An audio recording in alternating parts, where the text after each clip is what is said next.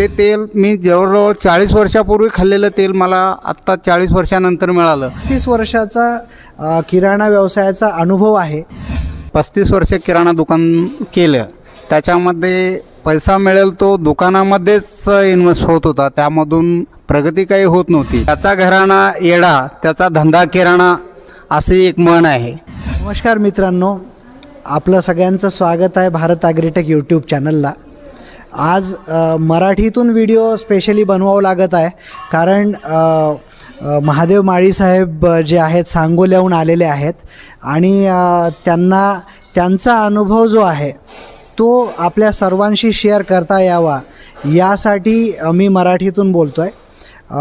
माळी साहेब हे सांगोला सोलापूर जिल्ह्यामध्ये आहे आणि तिथे त्यांचा खूप वर्षापासून ते व्यापार करतायत. जवळपास 35 वर्ष त्यांनी किराणा दुकान चालवलेलं आहे. तर त्यांचा अनुभव आणि त्यांनी आज जे ऑर्गॅनिक म्हणण्याऐवजी आपण म्हणू नॅचरल ऑइल बिझनेसमध्ये उतरण्याचा निर्णय घेतला आहे. तर त्यांचा अनुभव आपल्याशी शेअर करावा म्हणून हा व्हिडिओ बनवत आहे. मी शेखर पत्रावळे पुन्हा एकदा आपलं स्वागत करतो. माळीसाहेब, तुमचा अनुभव जो आहे तो सगळ्यांना माहिती व्हावा यासाठी जरा मला सांगा. माझं नाव महादेव मलकारी माळी, मूळ गाव जत, परंतु व्यवसायासाठी सांगोल्यामध्ये येऊन 35 वर्ष किराणा दुकान केलं, त्याच्यामध्ये पैसा मिळेल तो दुकानामध्येच इन्व्हेस्ट होत होता, त्यामधून प्रगती काही होत नव्हती. त्याचा घराणा येडा त्याचा धंदा किराणा अशी एक म्हण आहे. आणि दुसरी गोष्ट म्हणजे जगेना धड मराना ही किराण्याची व्याख्या आहे. ओके हे जुन्या जमान्यामधली एक म्हण प्रचलित त्यांनी सांगितली, ती त्यांना अनुभव त्या किराणा व्यापाराचा आला आहे. हे ॲक्च्युली समोरच्या पिढीला दिशादर्शक ठरावं, कारण बरेचसे आज छोट्या शहरामध्ये उद्योग करताना सगळ्यात अगोदर त्यांचा विचार असतो की आपण किराणा दुकान करूया.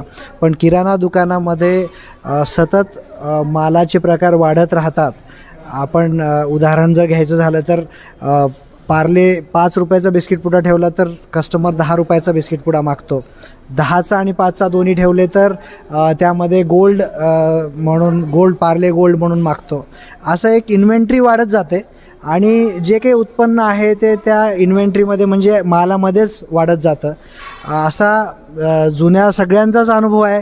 इवन आपण गहू ठेवले तर गहू 2 प्रकारचे 4 प्रकारचे ठेवावं लागतात.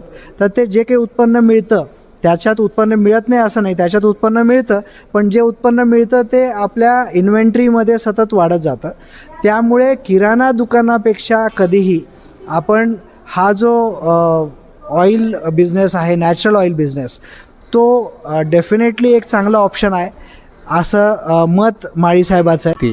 आणि त्यामध्ये किराणा दुकान करत असताना जे काही तेलं मिळत होती हे सगळे भेसळ तेलं मिळत होती.